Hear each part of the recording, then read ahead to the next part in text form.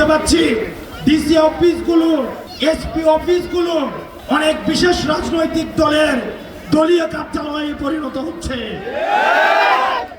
এনসিপির নেতা কর্মী রাস্তায় আছে বলে আমরা হচ্ছি নেতা। আপনাদের মধ্যে অনেকে এনসিপির প্রোগ্রামে আসলে নাকি তারা ভয় দেখায়। এনসিপির প্রোগ্রামে যদি আসেন, এনসিপিতে যদি যোগ দেন, তাহলে নাকি আপনাদেরকে বলা হয় কি লাভ, কয়দিন পর তো আমরাই সরকারে আসবো।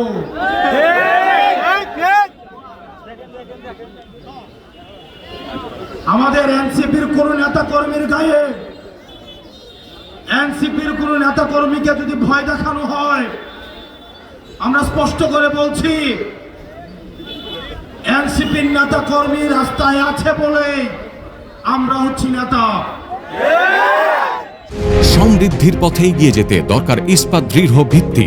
তাই স্থাপনার স্থায়িত্ব নিশ্চিত করুন সর্বোচ্চ মানের ZSRM ব্রডবার। ZSRM, bond to bond. সুতরাং আমার এনসিপির প্রান্তিক পর্যায় থেকে শুরু করে উপজেলা ইউনিট, জেলা ইউনিট এবং আমাদের সেন্ট্রালের প্রত্যেকটা নেতা কর্মীর জন্য আমরা প্রত্যেকেই জীবন দিতে প্রস্তুত। আপনারা নির্ভয়ে কাজ করুন। যদি কোনো ভয়ভীতি দেখানো হয় সেটা আমাদেরকে জানাবেন, শুধু ঢাকা থেকে আসতে যতক্ষণ সময়। আমরা প্রশাসনের কাছে বলবো, প্রত্যেকটি রাজনৈতিক দলের এই সিরাজগঞ্জের মাটিতে ফ্যাসিবাদ বিরোধী রাজনৈতিক দলগুলোর সহ অবস্থান নিশ্চিত করতে হবে। কোন রাজনৈতিক দলের সাথে বিমাতাসুলভ আচরণ করবেন না। আমরা শুনতে পাচ্ছি ডিসি অফিসগুলো, এসপি অফিসগুলো অনেক বিশেষ রাজনৈতিক দলের দলীয় কার্যালয়ে পরিণত হচ্ছে।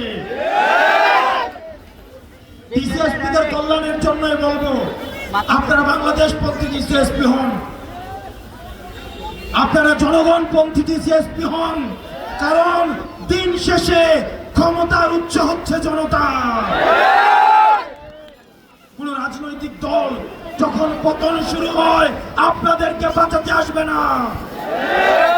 দিল্লি থেকে মাদার অফ টেরর এখন আপনাদেরকে বাঁচাইতে আসে না। আমরা ডিবি হারুনের শাসন দেখেছি, আমরা বিপ্লবের শাসন দেখেছি, আমরা হাবিবের শাসন দেখেছি, আমরা বেনজিরের শাসন দেখেছি। আপনারা বেনজির হয়েন না, আপনারা বিপ্লব হয়েন না, আপনারা ডিবি হারুন হয়েন না। কারণ আবাবিল পাখির মতো একটা না একটা নাইট সার্জিস আবার রাস্তায় নেমে আসবে। প্রিয় সিরাজগঞ্জবাসী, সারা বাংলাদেশ 5 তারিখ স্বাধীন হয়েছে, কিন্তু সিরাজগঞ্জ স্বাধীন হয়েছে 4 তারিখ। এই সংস্কার কার্যক্রম অব্যাহত রাখার ক্ষেত্রে আপনাদের দায়ভার রয়েছে। দাড়ি টুপিওয়ালা ভাই, আমার দাদাদেরকে বলছি,